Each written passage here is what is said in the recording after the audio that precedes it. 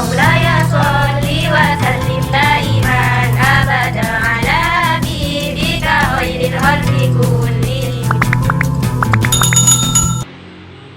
Assalamualaikum warahmatullahi wabarakatuh. Waalaikumsalam warahmatullahi wabarakatuh. Bismillahirrahmanirrahim. Alhamdulillahi rabbil alamin.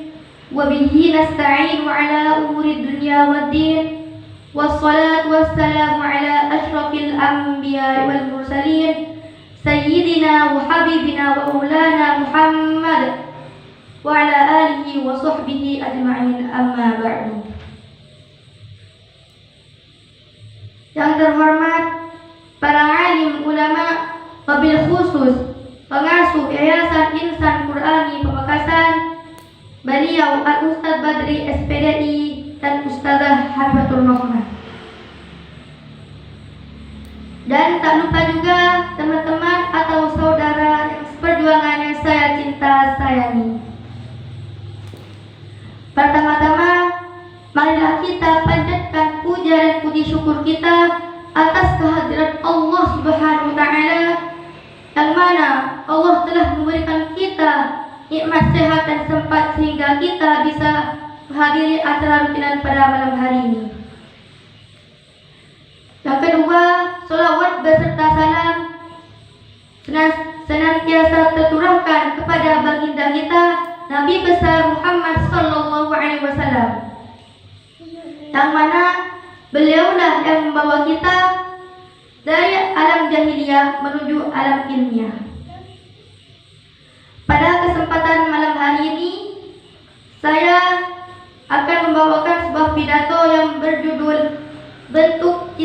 bentuk cinta Nabi Muhammad kepada umatnya.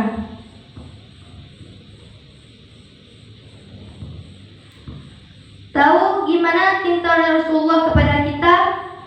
Salah satu di antara cinta Rasulullah kepada kita yang gak bisa digantikan oleh siapapun, termasuk oleh orang tua kita. Ayah ibu kita gak bisa mencintai kita seperti cintanya Rasulullah.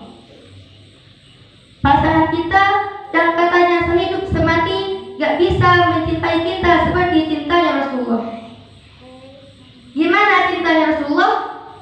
Nanti di padang mahsyar Allah Subhanahu wa Ta'ala berfirman, Yauma yafirrul mar'u min akhihi wa ummihi wa abihi wa sahibatihi wa banihi likulli imri'in minhum yawma idzin sya'nun yughnihi. Hari ketika seorang ayah lari dari anaknya, seorang suami lari dari istrinya, istri lari dari suaminya, anak lari dari orang tuanya, pasangan lari dari pasangannya, sahabat lari dari sahabatnya. Likulli imri'in yawma idzin, pada hari itu semua orang sya'nu yuni, sibuk ngurus diri sendiri, kecuali satu orang. Semua orang, Nabi Adam, Nabi Nuh, semua anbiya dan semua manusia pada hari itu likulli imri'in minhum yawma idzin sya'nu yughni, semuanya sibuk dengan diri sendiri. Udah lupa tuh, kita dikuburin satu liang lahat dengan pasangan seganti kita, tapi pas kita bangkit, kita gak akan lihat ke sebelah kanan kiri kita. Gak usah kegeeran, dia juga gak akan lihat kita kok. Saya gak akan lihat dia, tapi dia pasti lihat saya nih. Gak usah GR, di hari akhirat tuh gak perlu GR, karena dia juga gak akan lihat kita. Misalnya kita manggil dia dengan panggilan kesayangan kita, say gitu ya. Jangan kita say, ini aku di sini. Dia panggil pergi aja tuh. Kenapa ya orang pergi? Jangan-jangan dia udah lupa katanya belum balik. Soalnya udah kelamaan nih tidur di dalam kubur. Itu misalnya. Tidak. Ikul limri'im minhum yawma idzin sya'nu yughni. Gak peduli.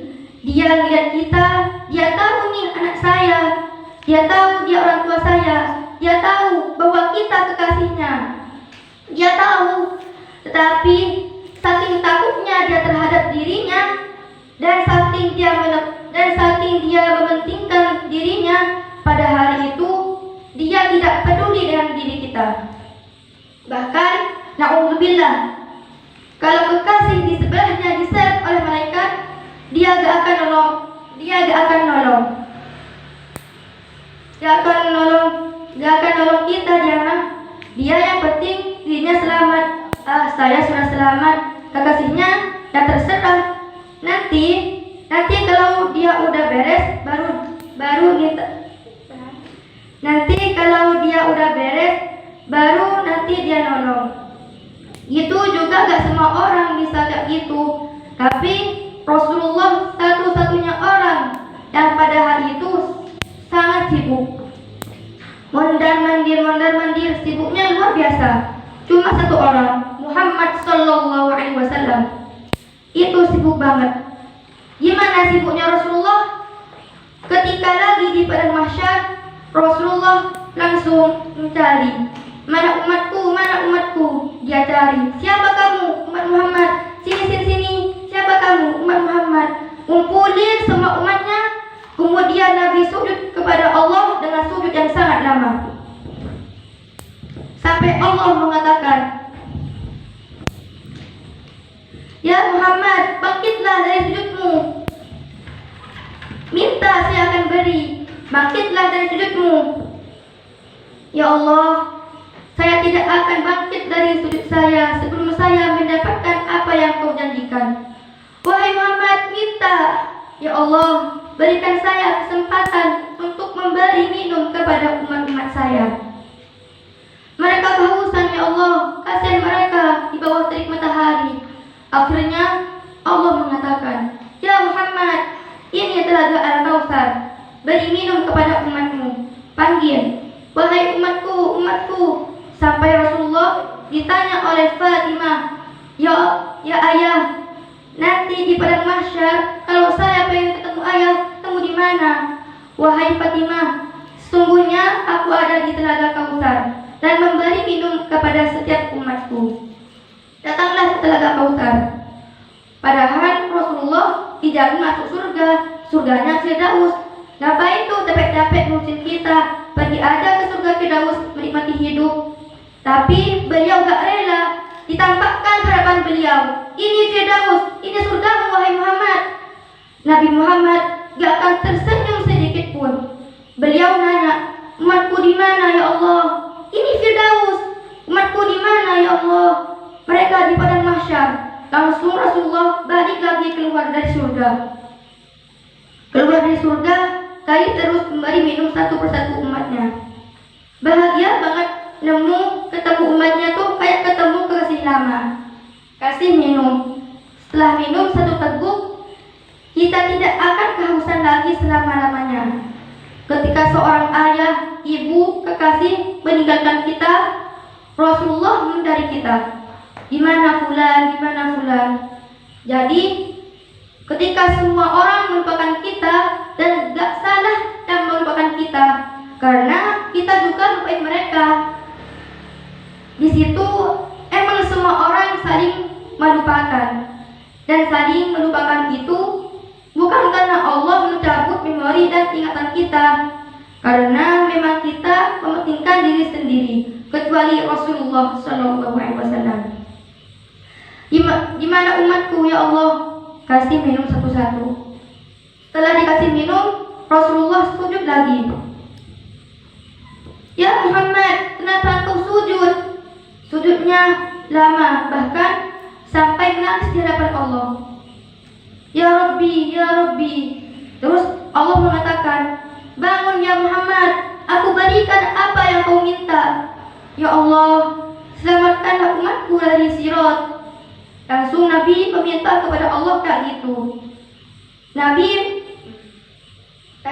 meminta kepada Allah kayak gitu. Kata Allah, maka tunggulah mereka di ujung sirat. Nabi menunggu kita di ujung sirat. Sambil menunggu di ujung sirat, Nabi mengatakan, Allahumma sallim,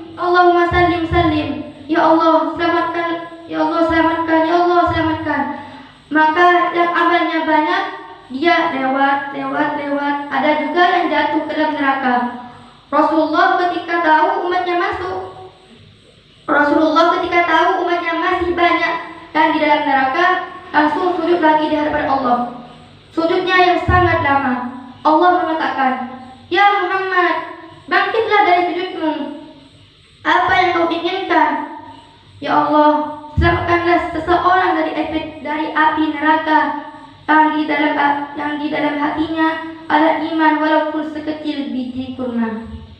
Akhirnya kata Allah, "Selamatkan mereka yang ada iman sekecil biji kurma dalam neraka." Nabi langsung pergi ke pintu neraka.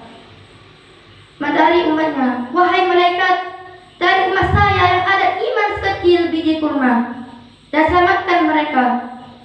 Di 2 hari ketika bertemu dengan Rasulullah, mereka dalam keadaan habis disiksa luar biasa. Wajah mereka, tubuh mereka rusak parah. Rasulullah melihat mereka dengan air mata kasihan, memeluk mereka, mempersilahkan mereka masuk ke surga. Setelah selesai, udah gak ada lagi mereka, balik lagi ke hadapan arsy Allah. Di bawah arsy Allah, Nabi sujud lagi yang lama. Dan sujud yang lama itu kemudian Nabi menangis. Allah berkata, "Ya Muhammad, kenapa engkau menangis? Ya Allah, selamatkanlah umat saya dari api neraka, yang mereka dalam hatinya ada iman sekecil biji jagung." Sekecil jagung. Kata Allah, "Aku izinkan." Akhirnya Nabi Muhammad lari lagi ke neraka. "Wahai malaikat, keluarkan yang ada iman sekecil biji jagung." Keluar lagi sekian ribu, sekian juta umat Nabi Muhammad. Udah selesai, semua udah gak ada sisa. Balik lagi di bawah arsy Allah. Sujud lagi yang lama. Nangis lagi sepanjang waktu yang cukup lama. Sampai Allah bertanya, "Bangkit, apa yang kau inginkan?" "Ya Allah, keluarkanlah umatku dan di dalam neraka yang di dalam hatinya ada iman sekecil biji sawi, zarrah." Kata Allah, "Aku izinkan." Lari lagi ke neraka, selamatin lagi. Balik lagi, sujud lagi. "Ya Allah," kata Allah, "Ya Muhammad, apalagi ya Muhammad? Bukankah aku sudah menyelamatkan sekian banyak umatmu? Ya Allah, demi kasih sayang yang engkau miliki, selamatkanlah umatku yang mereka tidak memiliki amal kecuali hanya mengatakan La ilaha illallah." Kata Allah, "Aku izinkan." Nabi Muhammad kemudian lari ke neraka, menyelamatkan kita dengan izin Allah. Makanya Nabi mengatakan, "Katakanlah la ilaha illallah, baru aku bisa menyelamatkan kalian." Cukup sekian apa yang saya sampaikan. Apabila ada kesalahan, saya mohon maaf sebesar-besarnya. Wabillahi taufiq wal hidayah. Wassalamualaikum warahmatullahi wabarakatuh.